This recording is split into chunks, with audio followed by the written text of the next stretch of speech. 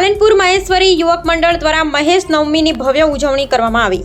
મહેશ્વરી સમાજ યુવક મંડળ પાલનપુર દ્વારા મહેશ નવમીની ઉજવણી વિવિધ કાર્યક્રમો સાથે કરી હતી। આ શોભાયાત્રામાં મહેશ્વરી સમાજ યુવકો અને મહિલાઓ સહિત આગેવાનો મોટી સંખ્યામાં લોકો ઉપસ્થિત રહ્યા હતા અને પાલનપુર નગરમાં ભવ્ય શોભાયાત્રાનું આયોજન કરવામાં આવ્યું હતું। મહેશ્વરી સમાજના યુવકોએ આયોજિત કરેલા આ કેમ્પમાં કાળઝાળ ગરમીમાં રાહત મેળવવા હજારો લોકોએ ઠંડા શરબતનો લાભ લીધો હતો। મહેશ નવમી એ મહેશ્વરી સમુદાય માટે વિશેષ મહત્વ ધરાવે છે।